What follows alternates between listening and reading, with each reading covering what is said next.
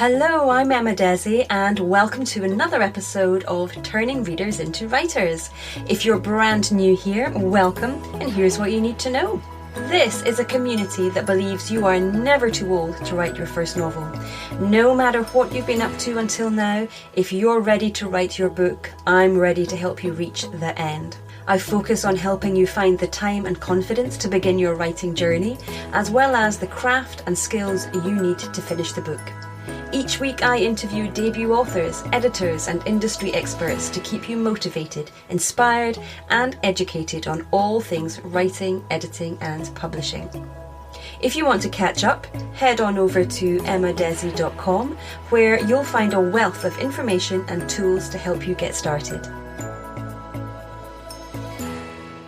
Before we dive in, this week's episode is brought to you by my free cheat sheet, 30 Top Tips to Find Time to Write.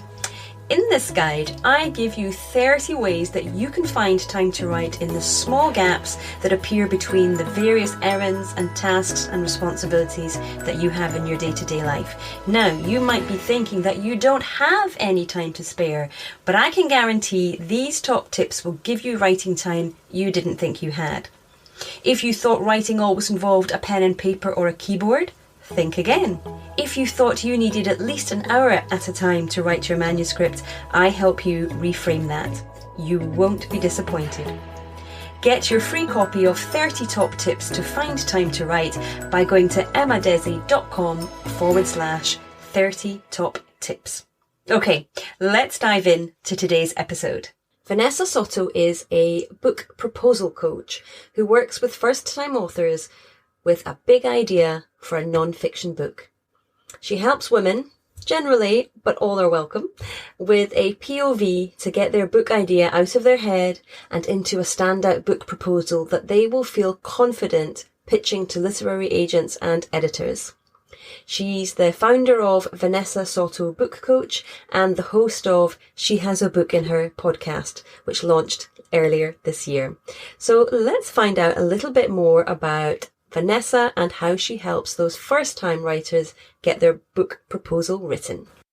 Well, welcome, Vanessa. Thank you so much for being with me today. Thank you so much for having me.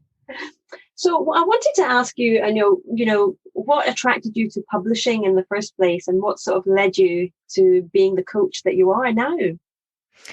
Well, I actually have a background in marketing, and that has been something I've done for many, many years. But before that, in my formative years as a young person, a teenager, I was always that person who was the editor of the newspaper. I always wanted to be I wanted to be a magazine editor is what I intended to do. And then somewhere along the way, I found myself in advertising and marketing.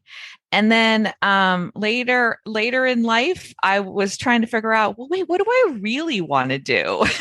and then I kind of reconnected to publishing and found the world of book coaching, specifically nonfiction book coaching. Because while I personally love to read fiction, what I identified that I like to work with other people on actually kind of pulls on both my editing and publishing interest as well as that marketing background that I have. And that is putting together book proposals, because a book proposal, like a nonfiction book proposal, is really, it's a packaging exercise. It's putting together your book idea. It's packaging. It takes a lot of marketing skill. Mm-hmm. So that's kind of while it's publishing, it's secretly a little bit of marketing too. It's nice that though, isn't it? It's one of the things I like about publishing and writing generally is we can come to it slightly later in life and we can bring all the skills that we've had before. And it's nice when they all kind of dovetail together and we find that passion and that niche that just fits everything else that we've been doing, and we we can step into it with a lot of love. I really like that. I think so. Yeah. And I appreciate that also. And I think one of the other little pieces that I use a lot in my book coaching is another kind of secret skill is project management, because putting together a book proposal, I work with clients for usually about 6 months. It's a complex project. There's a lot of moving parts. Mm-hmm. And in all the years of working in marketing and advertising, those are complex projects with lots of moving parts. So it's that layer kind of fits under there too. So it is what you're talking about, is using all those different skills from the different times in my life. Mm-hmm. And that feels good. It feels like, kind of satisfying and fulfilling to use them all. Yeah. So you mentioned that, you work with nonfiction writers, and I'd love it if you could share with us some of the more interesting kind of story book ideas or proposals that you've worked on, and subject wise or even personality wise, I guess. Sure, absolutely. Well, I'm working with a wonderful client right now on a cookbook. Ooh. And so when you think about nonfiction, you might think about anything from academia to memoir, which kind of crosses genres, to cookbooks, which do fit in there. There's self-help. I do tend to work with a lot of self-help authors, personal development, that kind of space. Mm-hmm. But I'm working with a wonderful cookbook author right now.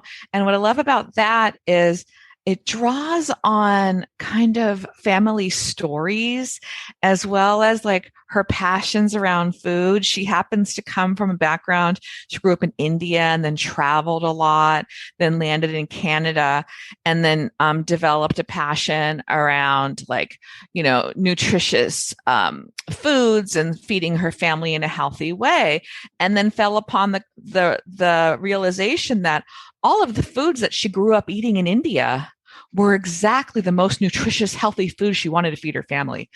That's just like a wonderful story to share. And I learn about it while I'm helping develop the book proposal. So, I'm stocking my own pantry now with more turmeric and more lentils, and I'm like making sure that I'm doubling up my vegetable batches and doing all the things I'm learning from my clients.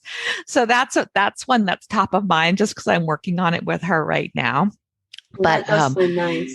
Yeah. So, you learn things. Mm-hmm. And then, of course, I have worked with a couple of memoir writers, and those are just so interesting because, again, it's the stories, right? It's people's lives, and it's the through lines.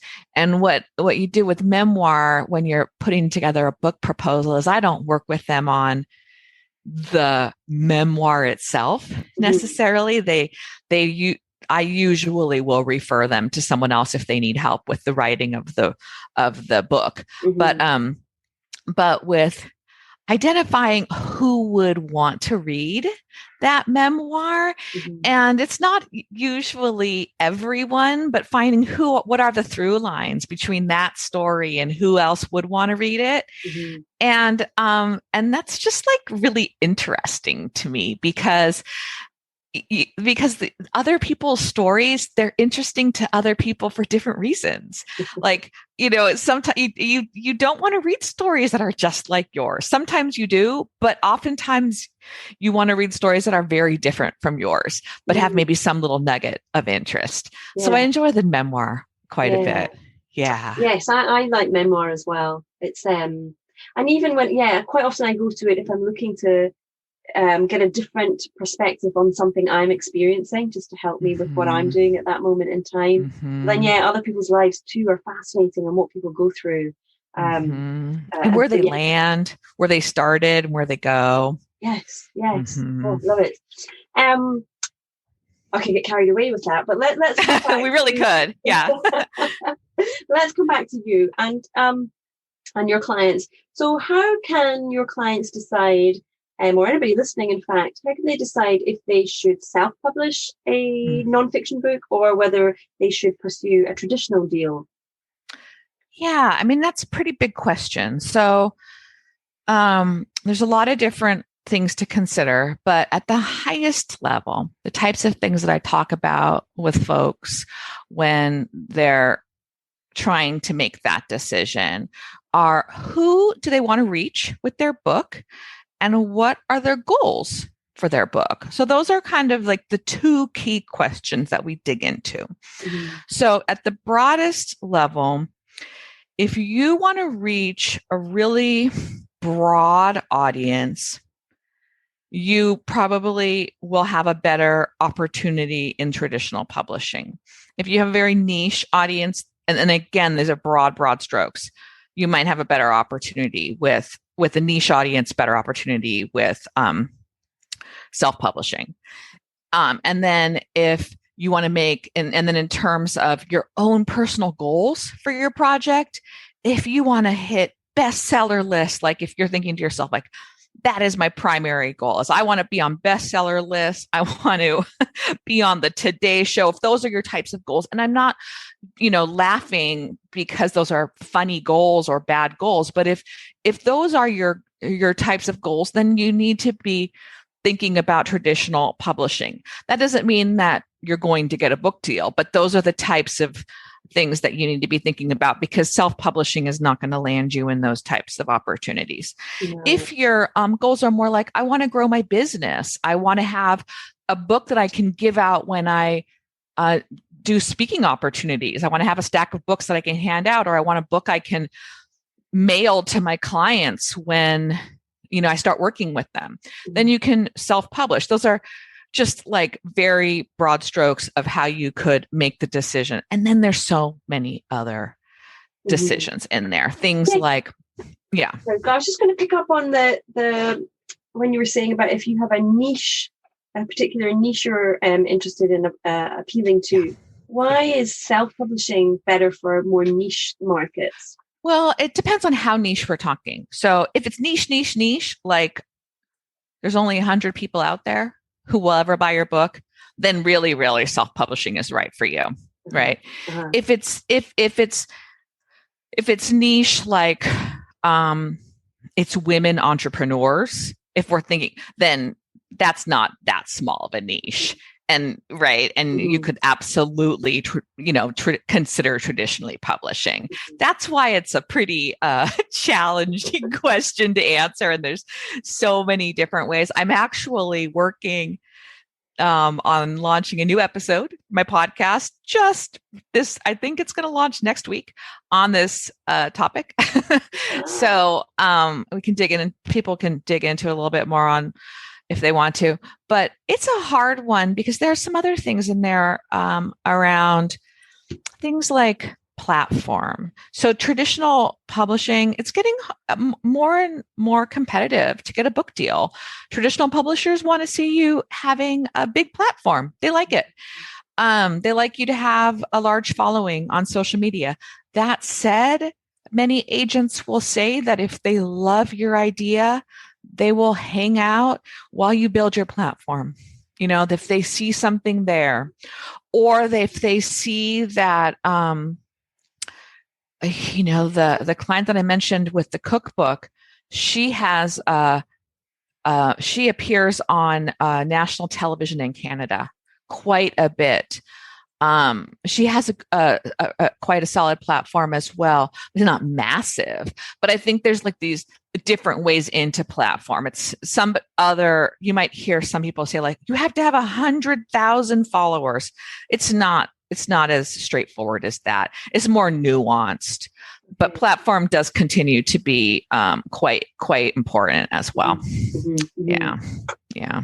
Unfortunately. Yeah. But it's nice to know that it is more nuanced, that it's not just about having a certain number of Twitter followers or Instagram followers, that there is room. And I didn't realize as well that agents or publishers are quite, if they really like the idea, that they will have some wiggle room and they'll be patient. Mm-hmm. And it totally varies. Yeah. I talked to a couple of agents recently for my podcast, and we talked on all different topics. And again, every agent's different, right? They're all, they're individual humans, and their agencies have different perspectives, and they all work with different publishing houses. And if they fall in love with an idea and they can sell it, and they see promise, and there is a platform that is started. We're not talking about somebody who has starting from nothing, right? There's possibility. And I always talk to my clients. I just had just signed a client very recently, and I speak very frankly with my clients and say, are you committed to building your platform and growing it alongside working on this proposal? While I don't personally handhold them through like the strategy of developing like a marketing plan for building their platform, it's very important that they understand the importance of that. Like that's, so I just kind of want to say that for folks who are listening, who are DIYing their book proposal, they should at the same time be working on their platform at the same time. Yeah, good advice there. So somebody decides, okay, I'm going to self-publish, or they've made the decision, they know which way they're going to go. What are the 3 questions that they need to ask themselves before they even write the book proposal itself? Before they even get started? Yeah. So the things I always encourage people to think about as early as possible to really know the answer to are who's their reader? Like really, really know your reader. And I think whether you're writing fiction, nonfiction, whatever you're writing, like really, you need to know your reader. And I do all kinds of exercises with my clients. I'll do, like, if I do a workshop or something, we might dig into this, but it's like really understand your reader. Like, what are they doing all day long? Maybe give her a name, just understand her. What is she thinking about? How is she feeling? What does she need? So really, really understand your reader. And then the next thing is really understand like what you yourself want to get out of this book.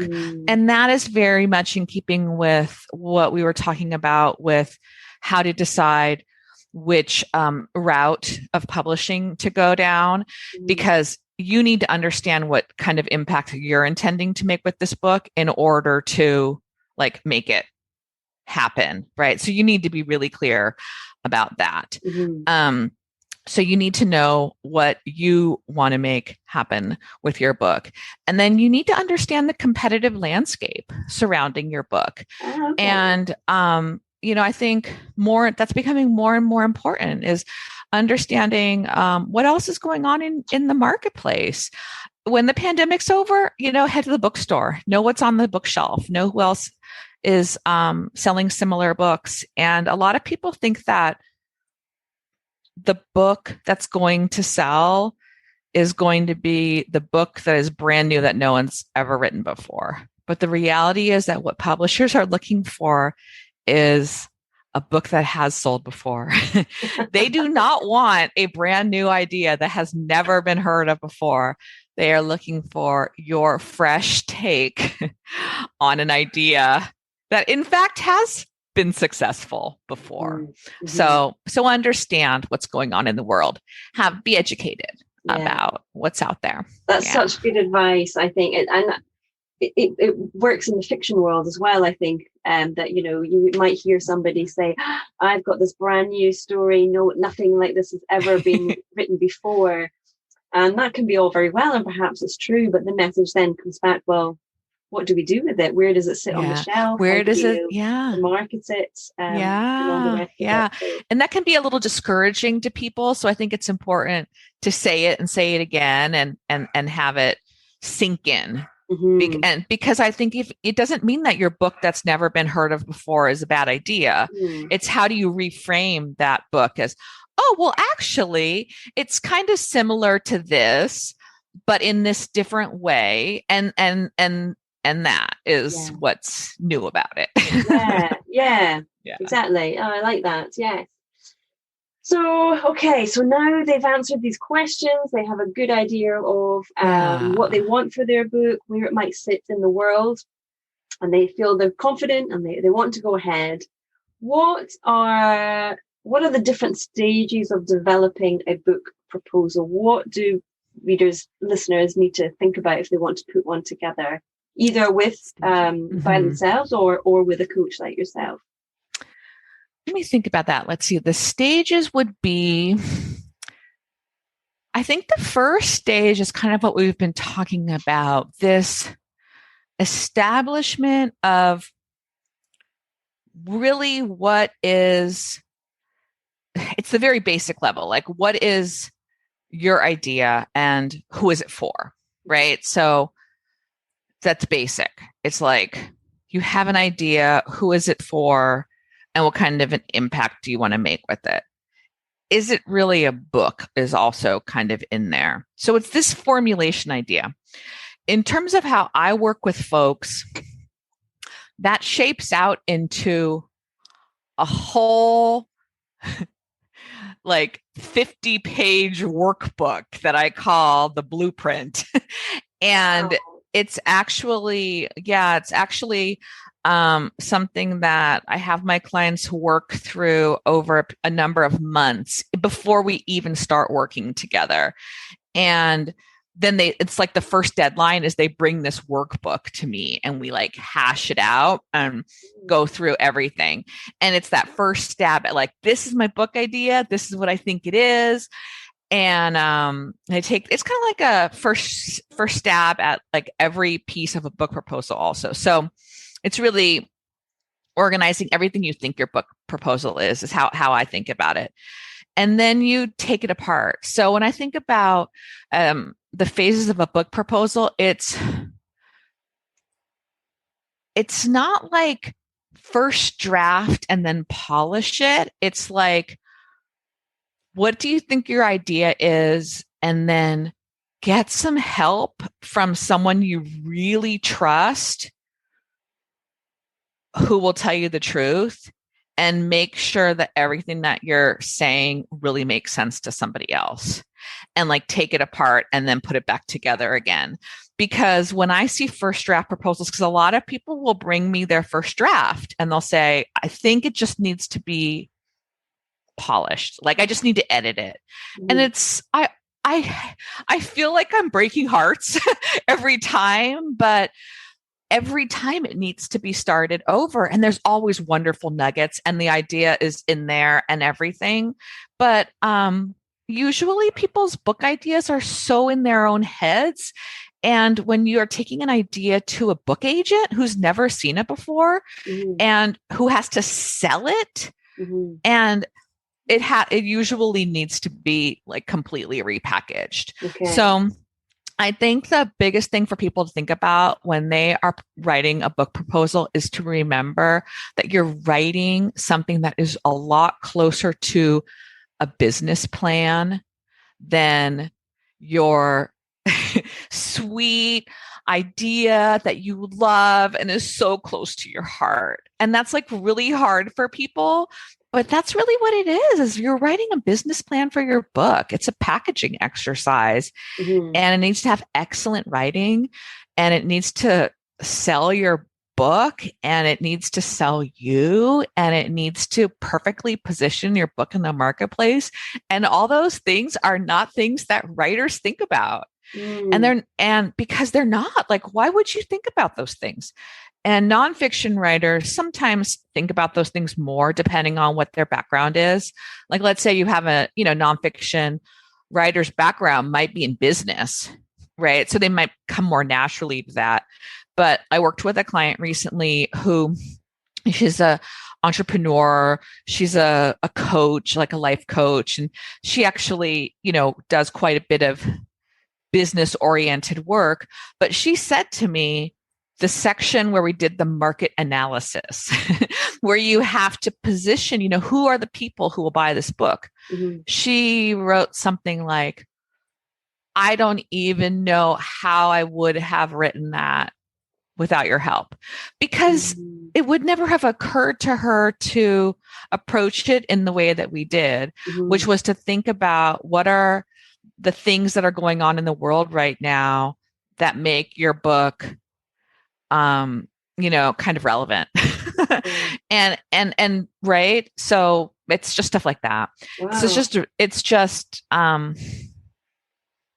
it's how would you know, right? If you're not like writing a book proposal every day. So I was curious about that. What are some of the things, like you've given us a good example there about market analysis? Your client was like, "Oh, I didn't know I would need that." What are some of the other things that have taken some of your clients by surprise when they've realized, really, I've got to put this in a book proposal? The marketing plan section is a doozy. So I think so the sections of a book proposal that are pretty straightforward. The overview section is like the first part, and it's sort of the overview for what your book is. That's generally pretty well understood. The bio, pretty well understood. I'm thinking about some of the market analysis. We talked about that. That can be a little tricky. The annotated table of contents. The annotated table of contents.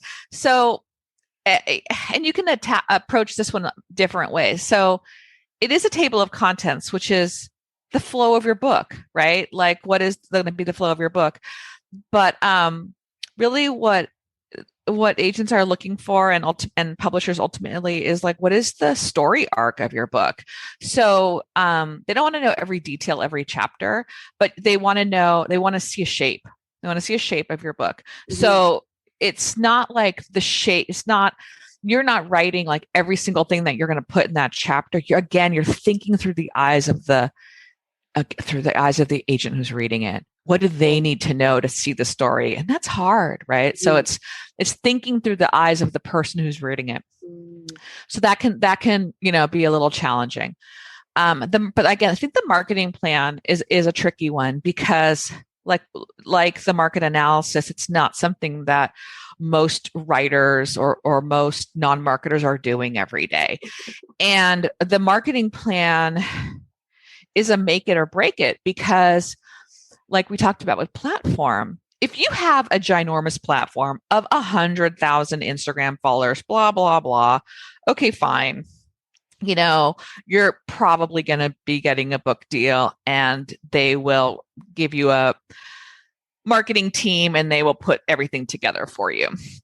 But if you have a middling platform, you are really going to need to put together a plan that's going to sell your concept, and your marketing plan needs to be something that you yourself can execute. Like they're not going to do it even for you. So you need to show them that you need to develop a marketing plan and then you need to be able to execute it. So you need to show them something that you can actually bring to life. And it's multi-pronged. Like you need to show them how you will use your own platform, how you'll grow your platform in advance of the book launch, how you'll also do a lot of outreach, like something like getting on multiple podcasts, getting on television if that's appropriate, or do like a blog tour, things like that.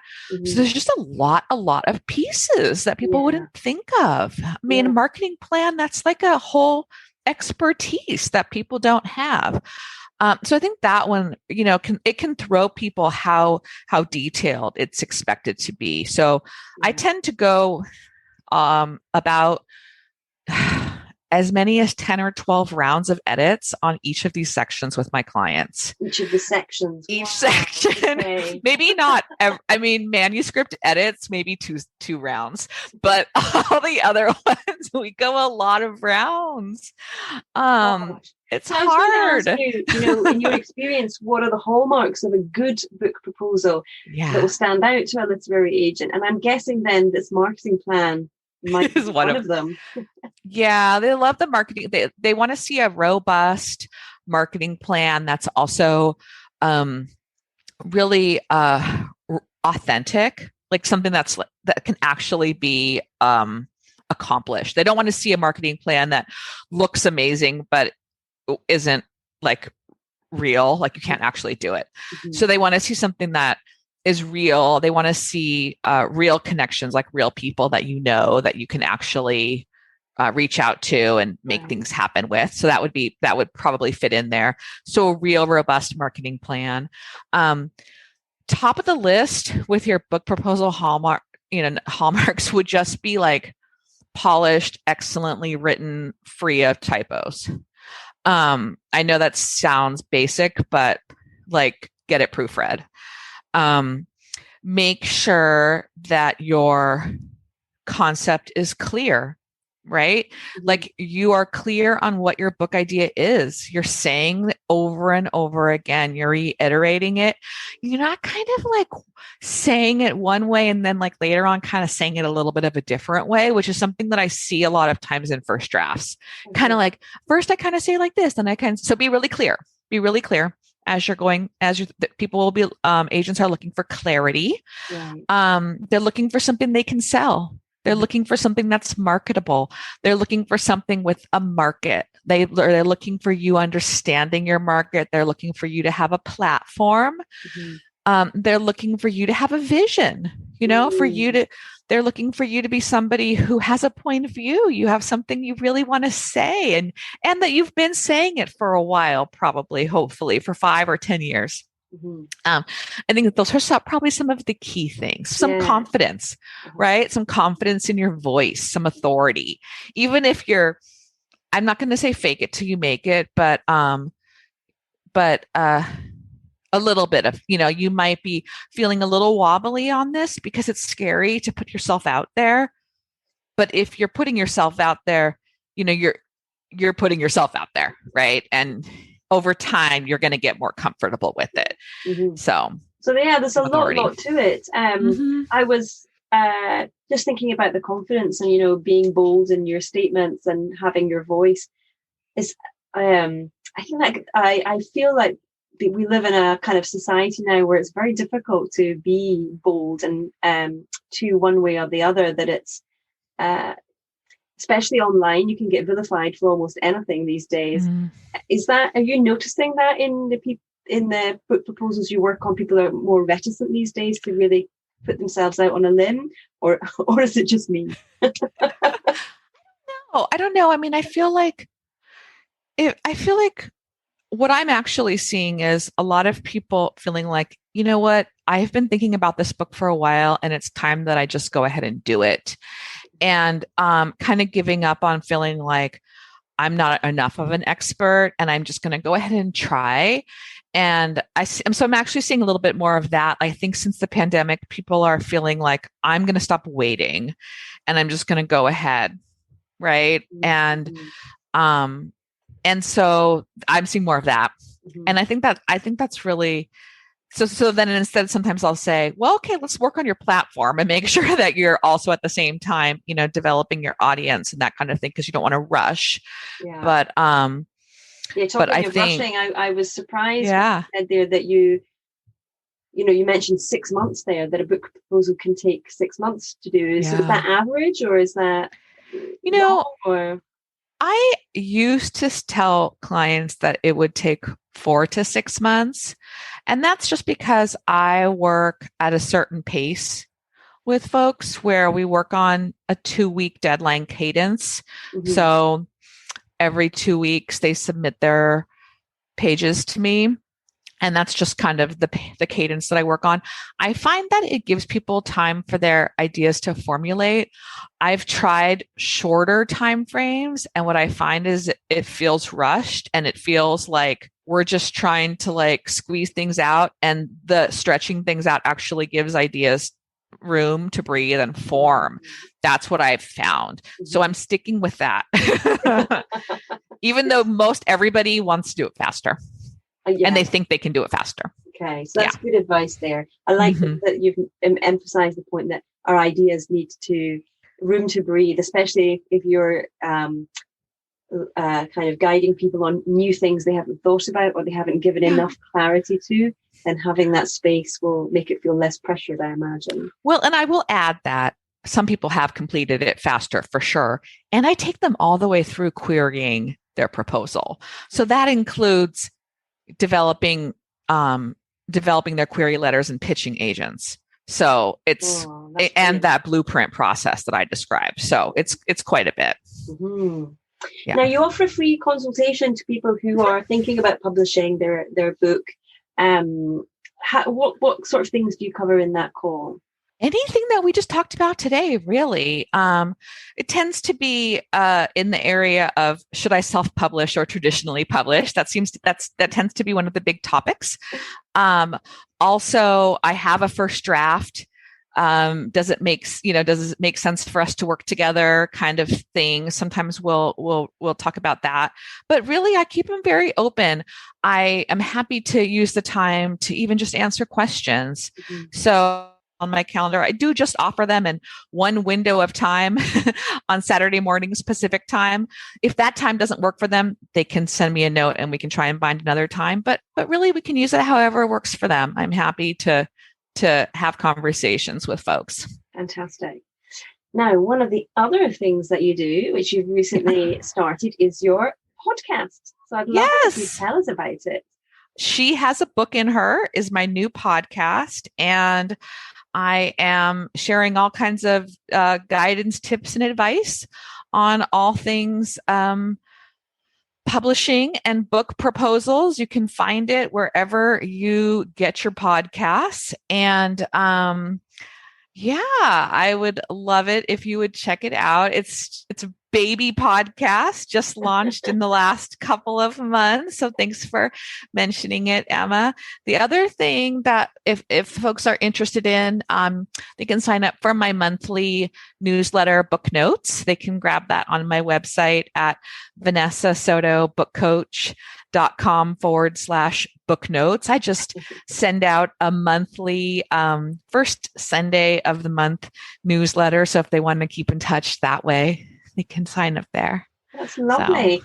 And are you on social media yourself? Is there any way you can find me on Instagram? That's pretty much where I hang out at Vanessa Soto Book Coach.com. I'm on Facebook, but I'm not really very active there anymore.